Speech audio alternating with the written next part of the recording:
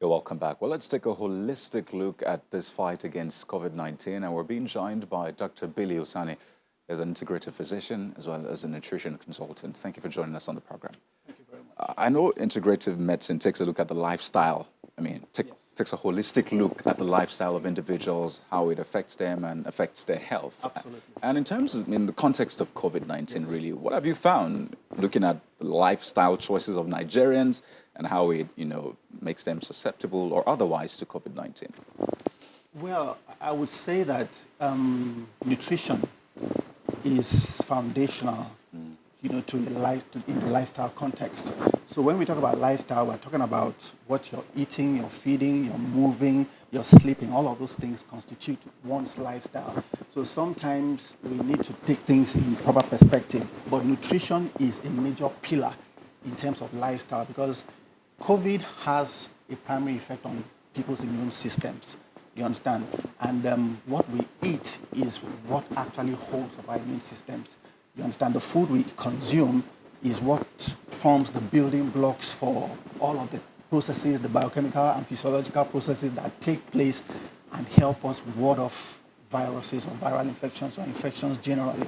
You understand? So from a Nigerian context, I would say that majority of people probably have a very good lifestyle, but I believe for majority of the population, lifestyles could be better. Okay, we'll take a break now. Yes. We'll delve into specifics when we return after this time out. Please stay with us. COVID-19, a new strain of virus from the family of coronaviruses, has been recorded in over 200 countries, areas, and territories around the world. The highly infectious virus is transmitted primarily via droplets of saliva or discharge from the nose of an infected person through coughing or sneezing. These droplets can then be acquired by anyone in close contact through breathing in the droplets or by touching objects and surfaces with the droplets and then touching the nose, mouth, or eyes. While it's been said that some infected persons may not display symptoms, common signs of COVID-19 infection include dry cough, fever, sore throat or diarrhea, and difficulty in breathing. Do you or someone close to you have these symptoms? Call the following numbers.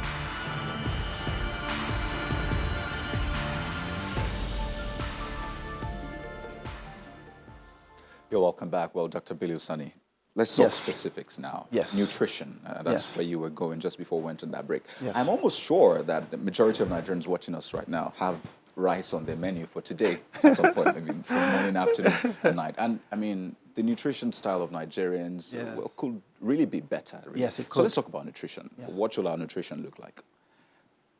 Basically, when we talk about nutrition, the body doesn't recognize food. We know food, rice, eba, vegetables, and all of that. But what the body recognizes are nutrients.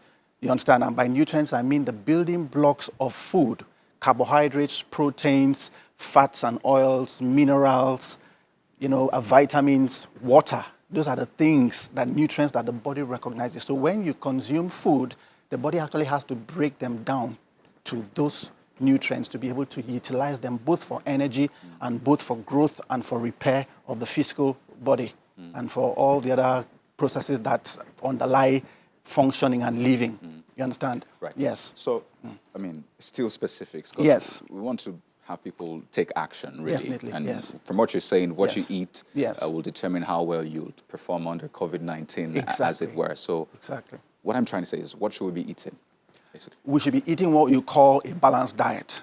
So in other words, when you have a plate, on your plate, there should be carbohydrates, you should have a certain amount of protein, you should have fats and oils, as it were, and then you should have fruits and vegetables that will provide the vitamins and the minerals, which are the essential nutrients that the body probably does not manufacture, that you need to bring in from the outside, that sort of thing. And then you need to be well hydrated at every point in time. So at the end of the day, for you to have a balanced nutrition, you need to have all of those nutrients I mentioned within your diet. So if you're taking your breakfast needs to have carbohydrates, proteins, you understand? So, but from a big picture point of view, so in your plate, in the morning, have maybe like 50% carbohydrates, you understand, maybe some 20 to 30% protein, and then you can divide the rest of it between fats and oils and then vitamins and minerals and all of that. So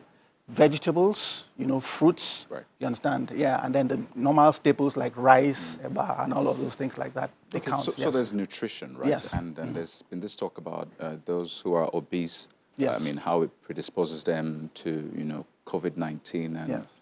Hopefully not mortality and what have you. Yeah. What is that about, really? Well, I think in July, 2 studies came out of Columbia University and Public Health England observing that people who were found to be obese had worse outcomes for COVID-19 infection. And when they did the research, it was more specific. Initially, we said if people are elderly, above 65, they have pre-existing conditions and all of those things make the outcomes worse for them, you understand? But in this case, when obesity was involved, it tended to be more in the younger age group, and males, you understand? And that had to do with the distribution of the fat or the obesity, the type of obesity that was involved. So obesity by itself is a major risk factor for worsening outcomes in COVID-19 infection.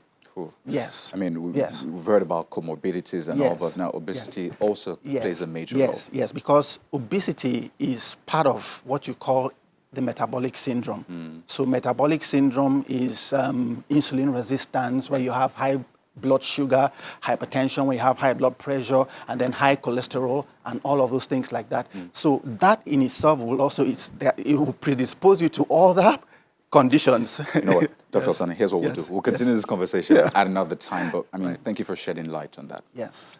We'll be speaking with Dr. Billy Osani, an integrative physician and a nutrition consultant.